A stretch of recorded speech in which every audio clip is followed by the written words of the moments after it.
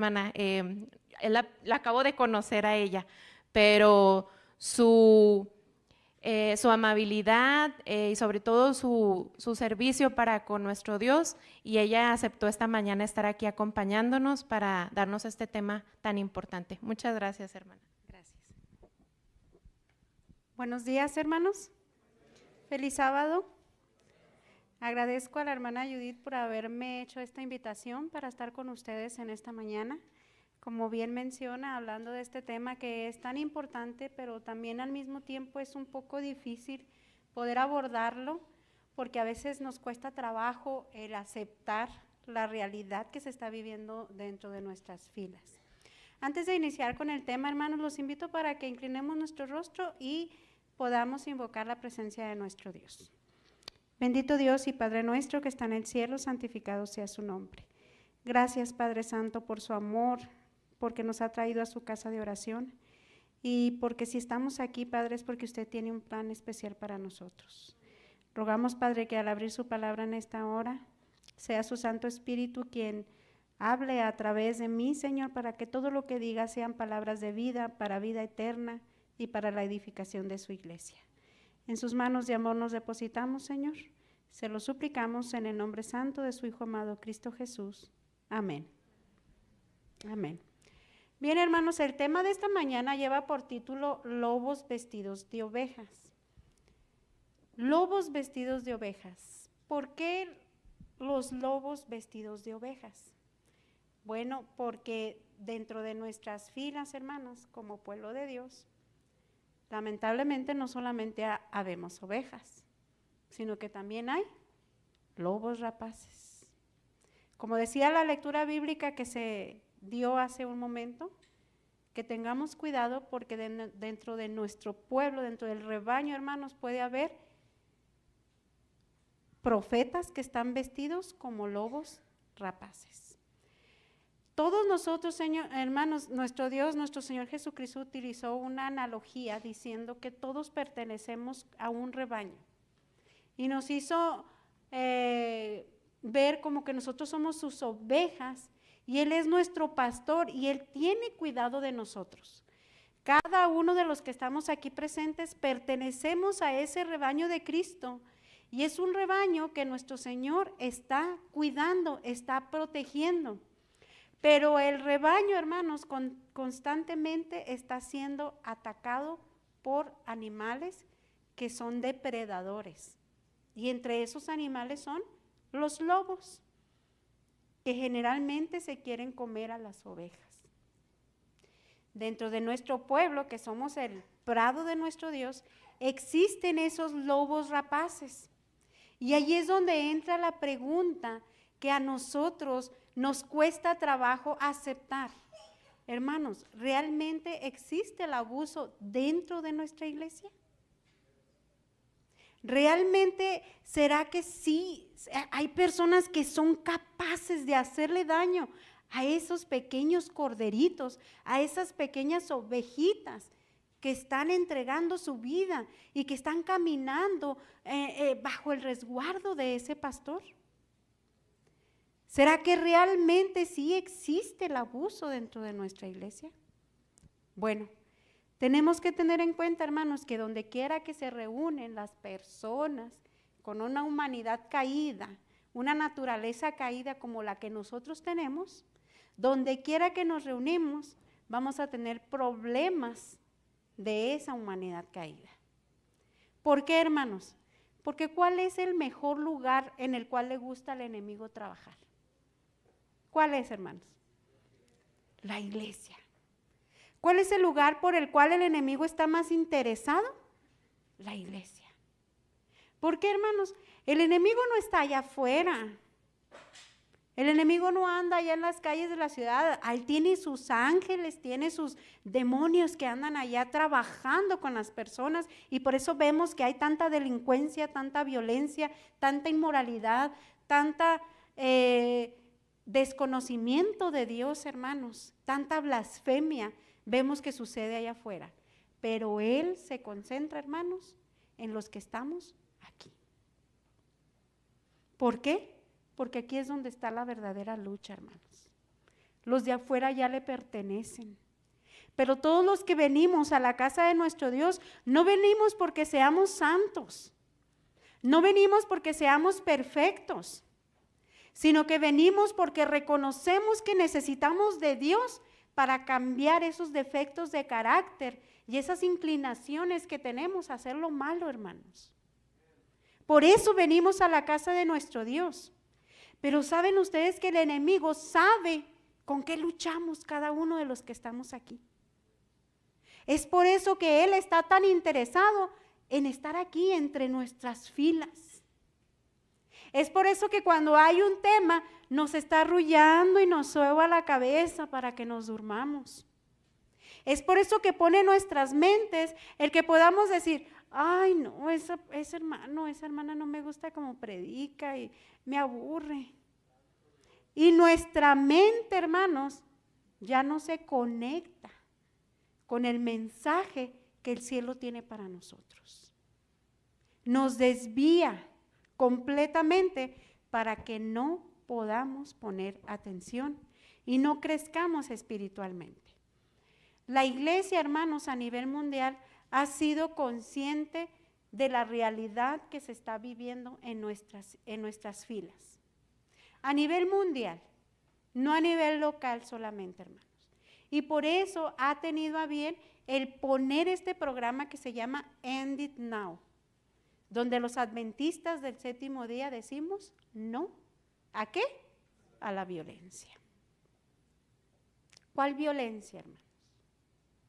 Si ustedes se dan cuenta, en los diferentes programas del Ministerio de la Mujer se ha estado hablando de diferentes tipos de violencia. En este caso vamos a hablar acerca de la violencia sexual. Se ha hablado de la violencia intrafamiliar, se ha hablado acerca de la violencia psicológica, la violencia en cuanto a la violencia física, la violencia económica, la intrafamiliar. Todo tipo de violencia se ha venido hablando en los diferentes temas que se mandan porque le damos énfasis a este programa el cuarto sábado del mes de agosto. Es cuando se hace énfasis en este programa, hermanos. ¿Cuáles son los objetivos de este programa? Número 1, reconocer que existe el problema.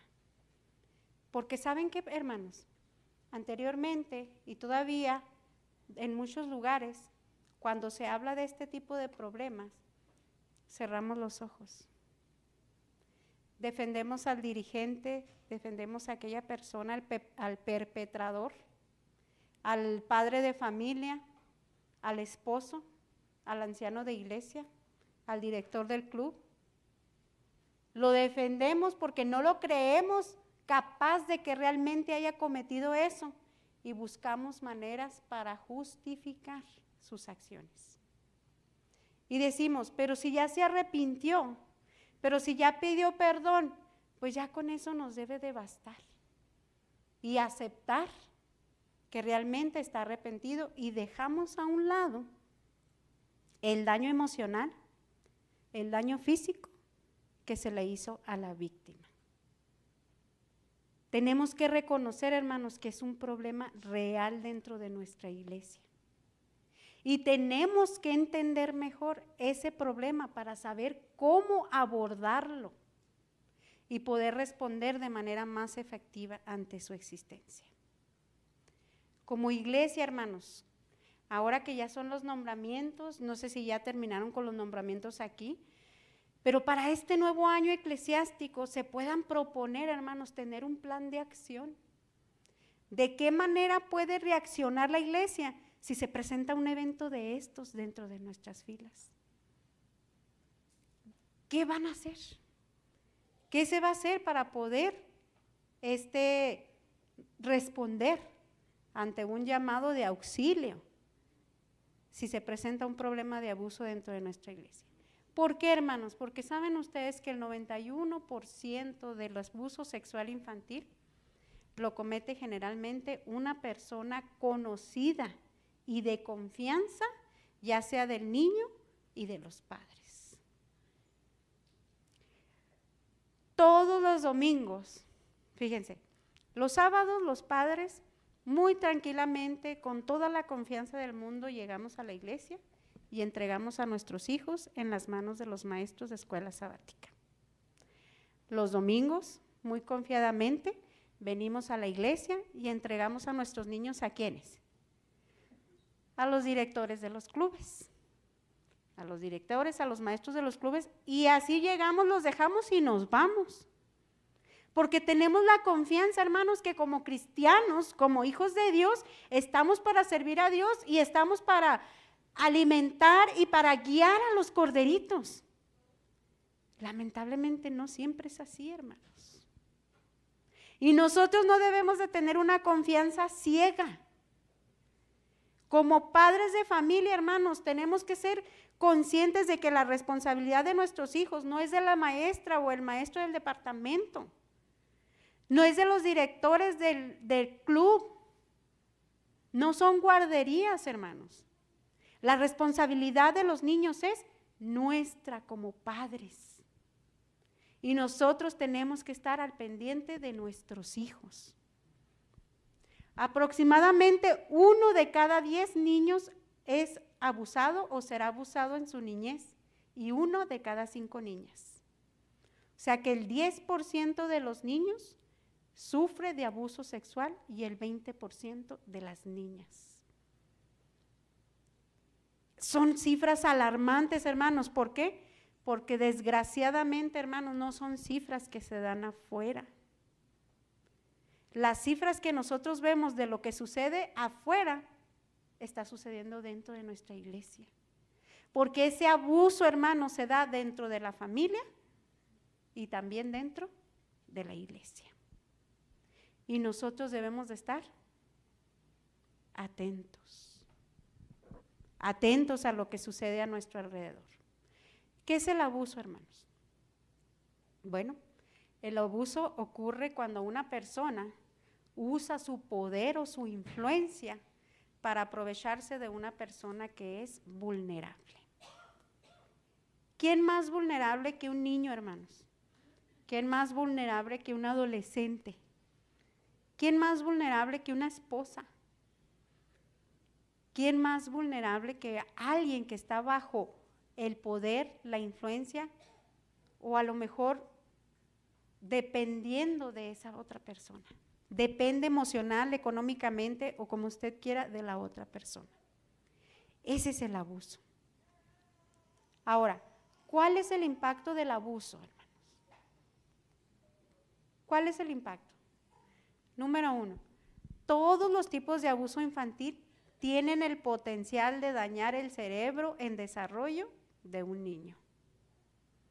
¿Qué se daña, hermanos? El cerebro en desarrollo de un niño se daña con todos los tipos de abuso. ¿Cuáles son los tipos de abuso? El abuso psicológico, hermanos. El que usted le grite, el que usted lo ofenda, el que usted le humilla, el que le ponga apodos, daña a su niño. El que permitamos que los hermanos mayores les ofendan y les estén diciendo groserías a los más pequeños, eso daña a los niños pequeños. La semana pasada, el domingo, fui a una brigada médica y estuve consultando ahí a algunas personas y me tocó hablar con un niño de 9 años y el niño me preguntó, lo primero que me dijo, es que ¿sabe qué? Yo me hago una pregunta, dice, ¿qué hago aquí? ¿Qué estoy haciendo en este mundo? Si no vale la pena vivir en él. Un niño, hermanos, hijo de un hermano dirigente de la iglesia. No vale la pena vivir aquí. Y estuve platicando con ese niño y le estuve preguntando qué era lo que pasaba. El papá pensaba que el niño tenía problemas en la escuela, pero empezó a tener problemas en la escuela, pero la raíz del problema no estaba en la escuela. Resulta que él tiene un hermano mayor de 17 años y su hermano mayor constantemente le está poniendo apodos y se burla de él. Van a visitar al resto de sus familiares y insta o motiva a sus primos para que también le digan apodos y se burlen de él. Entonces eso al niño, aunque le ha dicho a sus padres que está sucediendo eso con su hermano, ve que no hay una consecuencia hacia su hermano y él se siente triste, él se siente abandonado, él se siente que no tiene apoyo por parte de sus padres. Entonces él llega a la conclusión de que no vale la pena vivir en este mundo. Porque hermanos, nuestro hogar debe de ser un pedacito de cielo en la tierra. Y es donde nosotros más debiéramos de sentirnos seguros. Los niños deben sentirse amados, respetados y valorados dentro de su hogar. Pero si la violencia, hermanos, inicia dentro del hogar, ¿qué se puede esperar afuera? Por eso, hermanos, todo tipo de abuso afecta a los niños.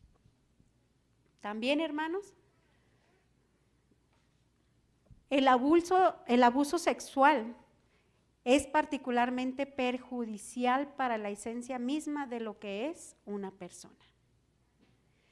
Todos, hermanos, manejamos los problemas de diferente manera y esto tiene que ver de acuerdo a la resiliencia que cada uno tengamos. A esa manera en que amortiguamos los problemas y cómo los manejamos. Pero saben que si nosotros en nuestra casa no nos sentimos, como les digo, seguros, amados, valorados y respetados, entonces lo que nos suceda si llegamos a tener un abuso va a afectar más nuestra vida a que si tuviéramos esa seguridad de que nuestros padres nos quieren y nos respetan y nos valoran. ¿Por qué? Porque para empezar, un niño que tiene confianza en sus padres va a tener la confianza para decirles cuando está pasando por un problema, porque va a saber que sus padres lo van a apoyar y lo van a respetar. Pero un niño que no se siente amado ni se siente valorado en su casa, les dice a sus padres lo que está sucediendo y los papás, ¿qué pasa, hermanos? No le creen. No le creen lo que está sucediendo. Entonces ese niño se da cuenta de que está solo. Y si se encuentra solo, entonces está a merced de cualquiera que quiera venir y hacerle daño, porque no tiene nadie que lo defienda. Al mismo tiempo pude consultar a una jovencita de 21 años en esa brigada médica. Yo pensé, hermanos, casi no va a venir gente, porque mucha gente le rehúye a la psicología. Dije, casi no voy a tener pacientes, pero fíjense que tuve muchos pacientes. Y entre ellos esta jovencita de 21 años que desde los 5 años estaba siendo abusada. A los 5 años fue abusada por su padre. Le dijo a su mamá, ¿y qué creen ustedes? La mamá no le creyó, defendió al papá. A los 7 años, dos de sus tíos empezaron a abusar de ella. ¿Creen que le dijo a su mamá? Ya no le dijo, porque sabía que su mamá no le iba a creer. Y a lo largo de su vida fue siguiendo abusada por diferentes personas. Y me comentó que hacía 3 meses que la habían abusado nuevamente un compañero de trabajo. ¿Por qué una persona, hermanos, sigue con ese círculo donde no puede salir de dejar de ser abusada? Porque es tanto el daño mental que le ocasiona el abuso sexual a un niño, hermanos, que esa persona durante toda su vida se sigue viendo como ese niño desprotegido.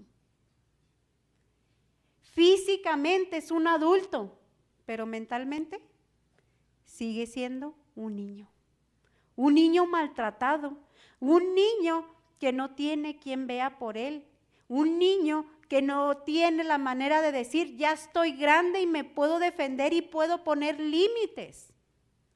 Nosotros como padres, hermanos, somos los guías para los niños para enseñarles a poner límites. Y saben ustedes, hermanos, que cuando el abuso viene por parte de un cristiano, el daño es mayor. ¿Por qué? Por la decepción tan grande que se vive, hermanos. Porque se supone que nosotros como cristianos, como hijos de Dios, estamos para proteger y no para hacer daño. Porque no debemos de tener las mismas conductas de las personas que viven en el mundo, hermanos. Pero ¿saben cuál es el problema, hermanos? Que a veces estamos convencidos, pero no convertidos. Cuando nos convertimos y cuando nos entregamos a Dios y lo aceptamos realmente como nuestro Salvador, el Espíritu Santo entra dentro de nosotros, hermanos, y Él saca fuera todo lo que hay mal dentro de nosotros y en su lugar deposita su fruto. Amor, gozo, paz, paciencia, benignidad, bondad, mansedumbre, fe, etcétera, etcétera. Pero ¿qué pasa, hermanos? Seguimos cometiendo o teniendo el mismo estilo de vida que antes de conocer a nuestro Señor Jesús. Y entonces no cambiamos. Y ese viejo hombre, esa naturaleza caída sigue operando dentro de nosotros. Vamos a ver algunos factores de impacto, hermanos. Número 1, el impacto del abuso en alguien está determinado en gran medida por el nivel de estabilidad emocional y social en la vida de la víctima antes del abuso.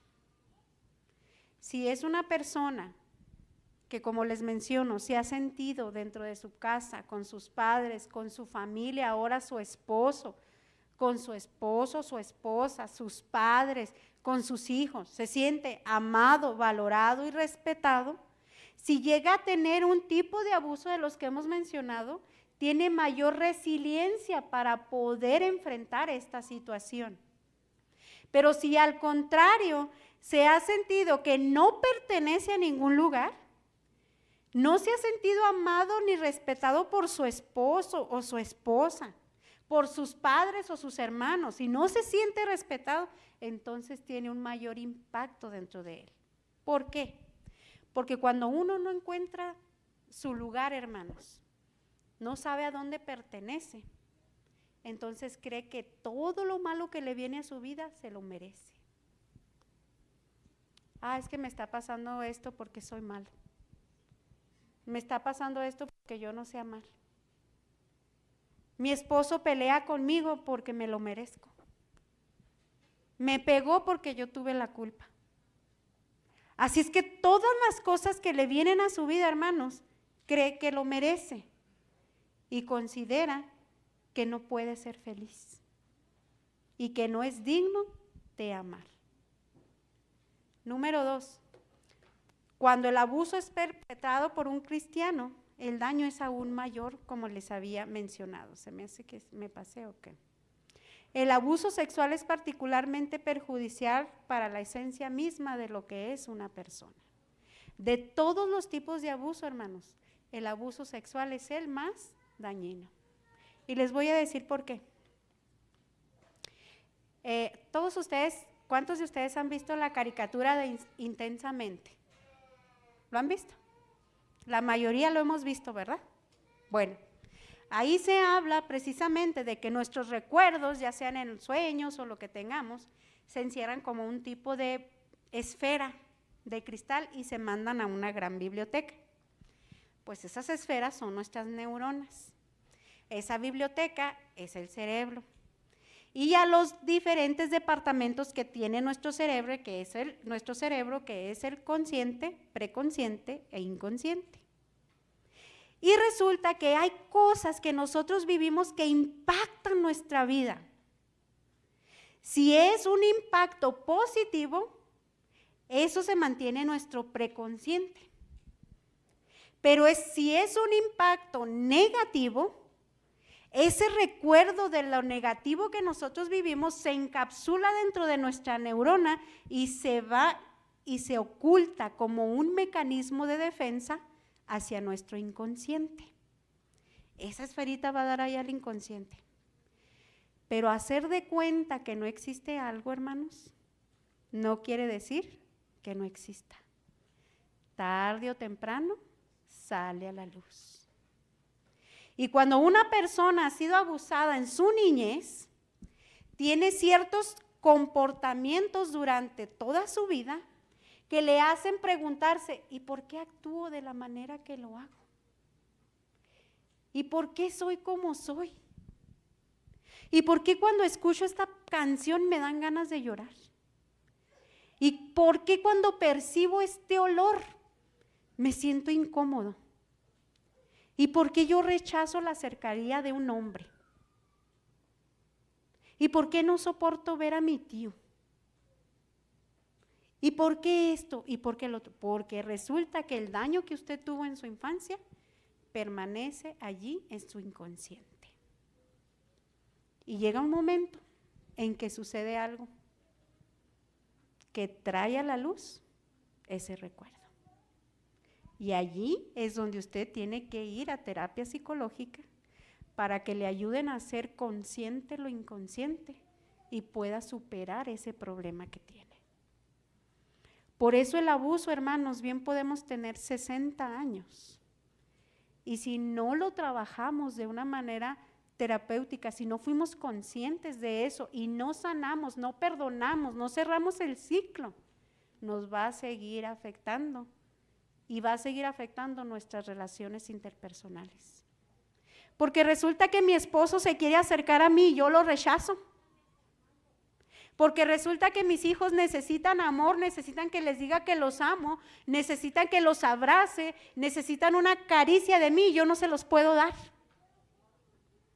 ¿Y por qué tengo esa lejanía? ¿Por qué no me puedo acercar a mis hijos? Porque algo me sucedió, pero no soy consciente de lo que me pasó. ¿Qué más, hermanos? Como que me he estado regresando, ¿verdad? A ver, ¿lo estaba agarrando al revés o ahorita lo estoy agarrando al revés más bien?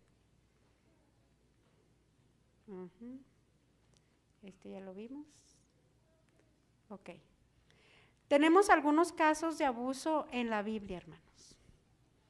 El primer caso lo encontramos en 2 de Samuel, capítulos 11 y 12, con el rey David y Betsabé. Todos conocemos esta historia. Pues resulta que el rey David un día estaba en su palacio, se levantó tarde y mientras estaba estirando, se asomó por el balcón y ¿qué vio? ¿Qué vio, hermanos? Una mujer que se estaba bañando. Y cuando vio que esa mujer se estaba bañando, dijo, ¿qué mujer tan guapa? Me gusta. Así es que inmediatamente les dijo a sus criados, oye, dime, ¿quién es ella? Ah, Señor, esa mujer se llama Betsabé y es esposa de Urías. Es un soldado muy fiel que ahorita anda allá en la batalla. Es una mujer casada. Oh, dijo el rey. A mí no me importa que sea casada, pensó David. Me gusta lo que estoy viendo. Soy el rey. Así es que cualquier cosa que yo pida, no se me puede negar. Así es que, ¿qué le dijo a su criado? Tráiganmela. Y se la llevaron. ¿Qué hizo David, hermanos? Abusó de su poder. Le llevaron a Betsabé, no le importó que fuera una mujer casada, y dice la Biblia que la tomó y se echó con ella, tuvo relaciones. Pudiéramos decir que a lo mejor la violó, no sabemos, pero de que abusó de ella, abusó. Porque no estuvo Betsabé allí con el rey por su propio pie, la mandó traer y la llevaron y la metieron allí con él. Después, hermano, dice que Betsabé se levantó, se fue a su casa, dice que se purificó de su menstruación y se dio cuenta de que estaba embarazada. Fue y le dijo al rey, ¿sabe qué? Pues estoy embarazada. ¿Qué hizo David? No conforme con el daño que ya le había hecho a ella, ahora se puso a investigar y dijo, no, pues tengo que ver la manera de pues que no me acusen a mí y no me achaquen este bebé, yo no lo quiero. porque a mí esa mujer pues no me interesa realmente. Así es que mandó a traer al esposo, hizo todo lo posible para que él durmiera con Betsabé, pero no lo logró y al final mejor lo mandó matar. Y tomó a Betsabé como su mujer. Les pregunto, hermanos, ¿fue abuso? ¿Sí o no? Hacia Betsabé y hacia Urías. Fue abuso. Porque siendo el rey, siendo el máximo dirigente del pueblo de Israel, abusó de su poder y destruyó una familia. Y eso, hermanos, ¿ustedes creen que le agradó a Dios? Le trajo consecuencias a David y a la nación muy grandes. Y una de las consecuencias fue que, por ejemplo, su hijo, uno de sus hijos, creo que fue Amnón, dice que le gustó su hermana. Y él estaba muy perturbado, muy preocupado porque él quería acostarse con su hermana, él quería estar con su hermana, pero no hallaba la manera de hacer que su hermana viniera y estuviera con él. Así es que le contó a un amigo cuál era su preocupación y el amigo le dijo, mira, no te preocupes, que no se te espante el sueño por lo que tú estás sintiendo. Trae a tu hermana, dile que estás enfermo y que venga y que ella te atienda. Dile a tu padre que le ordene a tu hermana que venga y te atienda. Así es que Amnón siguió el consejo del amigo y le dijo a David, ¿sabes qué, padre? Me siento enfermo, no puedo levantarme. Dile ya se me fue el nombre de la mujer, Tamar. A Tamar, dile a Tamar que venga y que me atienda porque no me puedo ni levantar de la cama, para que venga y me haga de comer y me ayude. Mandaron traer a Tamar. Tamar lo empezó a atender, hermanos, y dice que cuando ella le iba a brindar la comida que le había preparado, entonces su hermano la jaló y la tiró. ¿Y qué hizo? Abusó de ella. Abusó de ella. Otro ejemplo, hermanos, lo vemos con Simón el fariseo y María. Dice que mientras Jesús estaba predicando, le llevaron a una mujer que había sido hallada en el acto mismo de adulterio. Y le dijeron a Jesús que Moisés había mandado apedrear a tales mujeres, que qué es lo que él quería que se hicieran. Pero dice la palabra de Dios que Jesús solamente se agachó y empezó a escribir en el piso. ¿Y qué escribía Jesús, hermanos? El que esté libre de pecado, que arroje la primera piedra. Simón era miembro del Sanedrín, hermanos. Y para que haya un acto de adulterio, ¿cuántos debe de haber? 2, por lo menos 2. Pero allí solamente estaban acusando ¿a cuántas? A una. Y cuando Jesús le preguntó a María, ¿y dónde están los que te acusan? María respondió, ninguno me acusó, todos se han ido. Y le dijo Jesús, ni yo te condeno, vete y no peques más. Vemos un miembro del Sanedrín, pudiéramos decir un miembro de la junta directiva, abusando de su poder, maltratando a un miembro de la iglesia, que en este caso era María. Por último, los hijos de Elí, hermanos, Ofni y Finés. Dice en 1 Samuel capítulo 2, versículo 22, que ellos eran sacerdotes, hijos de Aarón, hijos de Elí. Y ellos, hermanos, cuando ministraban en el templo, había mujeres que también participaban ahí en el templo y también ministraban. Y dice que cuando ellos veían a las mujeres que ministraban, las agarraban, las tomaban y abusaban de ellas. ¿En dónde? En el templo. Esto no le agradó a Dios. ¿Y qué pasó con Ofni y Finés? Pues fueron destruidos. Pero algo que ellos no tenían en cuenta, hermanos, todos los ejemplos que vimos, y que a veces a nosotros también se nos pasa, es lo siguiente. Les voy a invitar para que busquemos Éxodo 3:7. Vamos a buscar en nuestras Biblias el libro de Éxodo, capítulo 3. y versículo 7. Si alguien lo tiene, le puede dar lectura, por favor.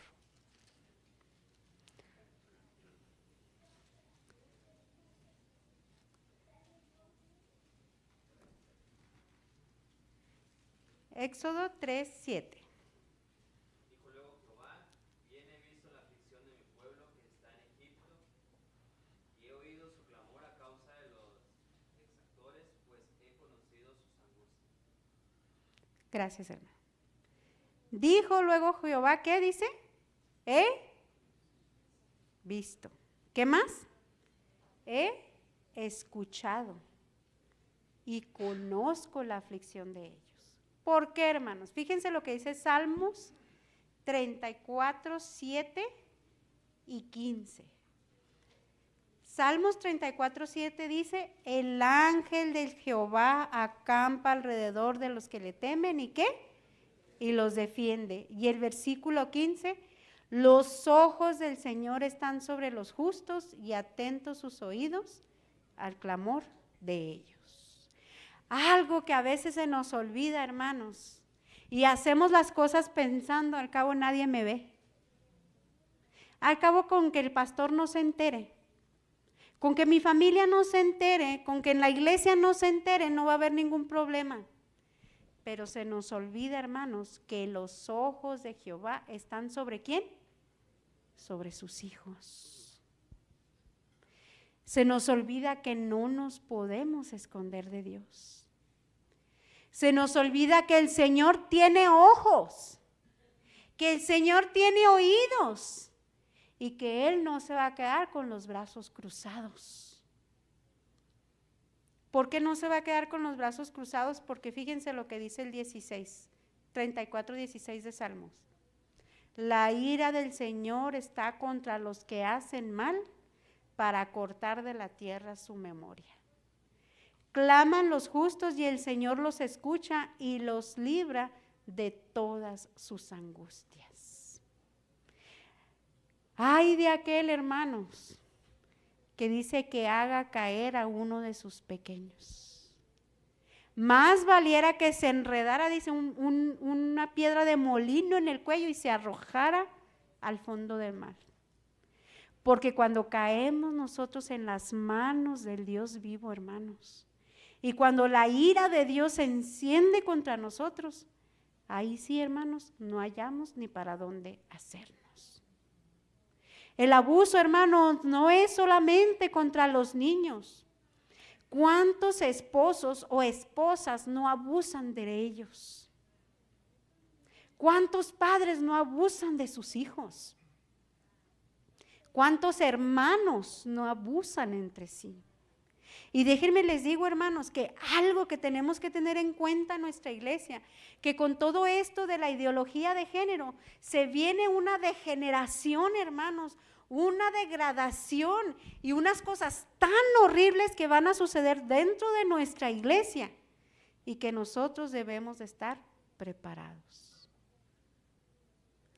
Con esta ideología, hermanos, es haz lo que tú quieras, porque tu cuerpo es tuyo y lo que importa es el amor.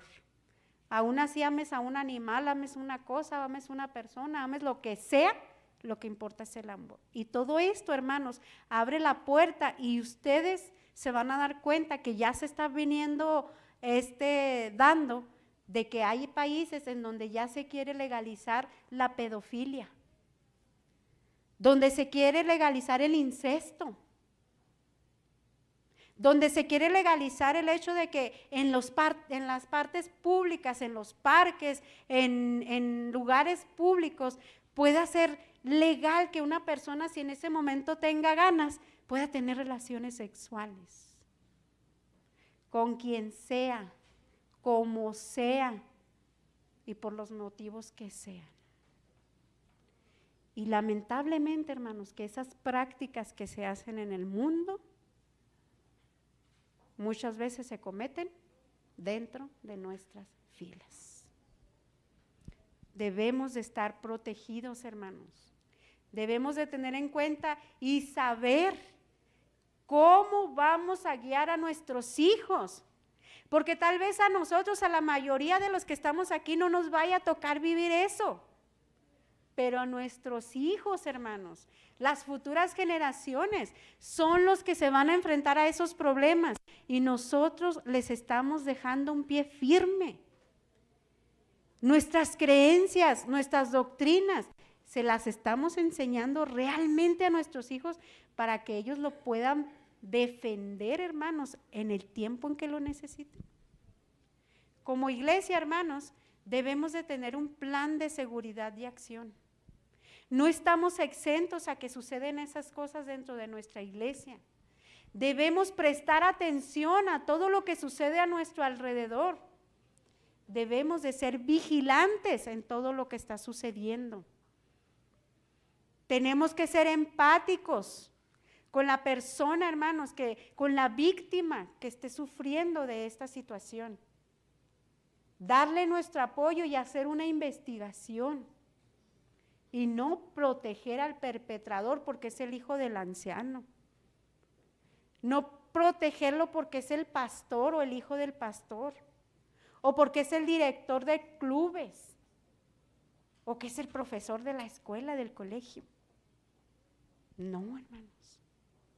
Debemos nosotros de estar atentos y más que nunca proteger a los más vulnerables dentro de nuestra iglesia. Con esto termino, hermanos. Saben que nosotros estuvimos de misioneros en Madera, Chihuahua durante 5 años. Ahí fuimos a abrir obra porque había unos cuantos hermanos, pero ellos se reunían en la iglesia de ¿cómo se llamaba el pueblito que estaba allá a un lado, a donde íbamos? La cabeza del distrito, Carlos. Ahí en Madera. Gómez Farías. A Gómez Farías a reunirse porque en la iglesia, allí en Madera no había iglesia. Así es que nosotros iniciamos con la obra apoyándonos con esos hermanos que estaban allí, eran como 5 hermanos nada más. Y empezamos a abrir obra y obviamente, hermanos, pues la gran mayoría eran puras visitas. Entre ellos empezó a visitarnos un muchacho que él era drogadicto.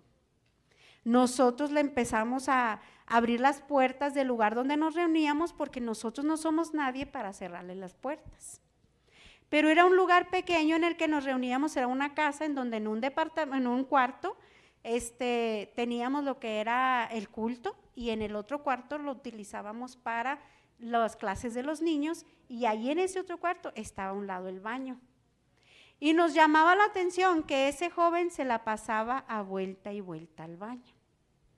Hasta que nos dimos cuenta de algo, hermanos. ¿Qué creen ustedes que iba a hacer ese joven cada que iba al baño?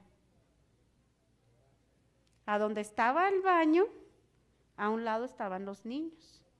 No era un departamento, era un cuarto y ahí en ese cuarto estaba el baño. Cuando el muchacho iba para allá, hermanos, lo que él hacía es que se masturbaba. Nos percatamos de la situación y estuvimos al pendiente de los niños. Y a un hermano le dijimos a un diácono, ¿sabe qué, hermano? Cuando vea que se mueva ese muchacho, váyase detrás de él, cuídelo. A las maestras que estuvieran apercibidas de los niños, que los cuidaran. Y saben una cosa, hermanos, déjenme les digo algo. Yo he visto en todas las iglesias en donde he estado y a donde me ha tocado ir a visitar. Los padres generalmente llegamos a la iglesia, nos estacionamos y nos olvidamos de nuestros hijos.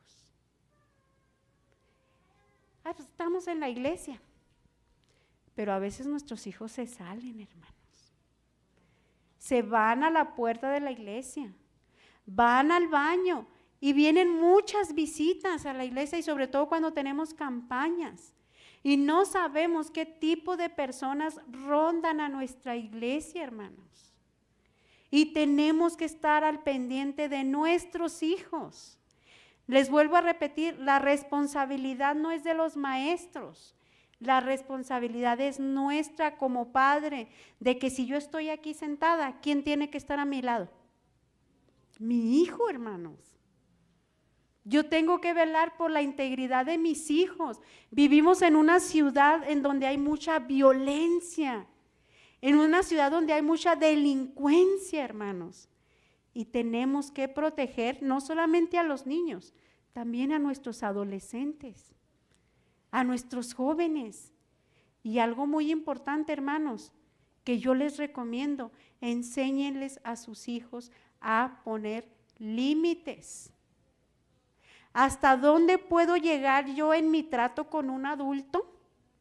¿Y hasta dónde puedo permitir que ese adulto llegue conmigo? Porque se han dado casos dentro de la iglesia, hermanos, de jovencitas adolescentes que son abusadas por hombres casados, hermanos de nuestra iglesia. Pero ¿a poco ese adolescente de 17 años, de 15 años, no sabe que es un hombre casado? Esa jovencita de 17 años no sabe que si es un hombre casado yo no puedo tener ninguna relación con él. Y yo sé que ¿cómo podríamos decir? El compromiso, la responsabilidad es del adulto, hermanos. Porque el adulto no debe de acercarse con una doble intención con el menor. Pero sí debemos enseñarle a nuestros hijos a cuidarse, hermanos. A cuidarse ellos mismos. En las escuelas a los niños se les enseña cuáles son sus partes privadas y cuáles son sus partes públicas. Cuáles se pueden tocar y cuáles no. Pero nosotros como padres tenemos que enseñarles a nuestros hijos a que estén atentos, hermanos, con los mismos miembros de nuestra familia. Debemos de estar atentos. Hermanos, se acerca la venida de nuestro Señor Jesucristo. Y entre más se acerque esa venida, el Espíritu Santo se va a ir retirando de la tierra. Y por lo tanto los demonios quedarán sueltos. Y recuerden que el diablo ha venido. Dice la palabra de Dios que ha venido a robar, a matar, ¿y qué más? Y a destruir. ¿A quiénes? A nosotros, hermanos. Tenemos la confianza en que nuestro Señor Jesucristo nos cuida. Tenemos la confianza en que Él está con nosotros. Pero Dios no va a hacer por nosotros lo que a nosotros nos corresponde hacer. Tomémonos de la mano de Dios y en esta mañana, hermanos, yo quiero hacer un llamado especial. Si alguno de ustedes, si a lo mejor aquí hay alguien que en algún momento de su vida ha sido abusado, dependientemente por quien sea, a lo mejor por un miembro de su familia, a lo mejor por un miembro de iglesia, a lo mejor por un compañero de escuela, por su trabajo, quiero decirle primeramente, no estás solo. Primero tienes que tener en cuenta, Jesús siempre está y ha estado de tu lado. Siempre ha estado contigo y como decía el canto que entonó nuestro hermano, cuando nosotros lloramos, hermanos, Dios no es indiferente ante nuestras lágrimas, porque Él siempre dice, Él cuida de sus hijos, porque sus ojos siempre están atentos a sus hijos y en algún momento Dios va a poner en su lugar a las personas que te han hecho daño. Y si hay alguien que te ha hecho daño, también te tengo que decir en esta mañana, denúncialo. No te quedes callada o callado. Denuncia a esa persona para que enfrente la justicia.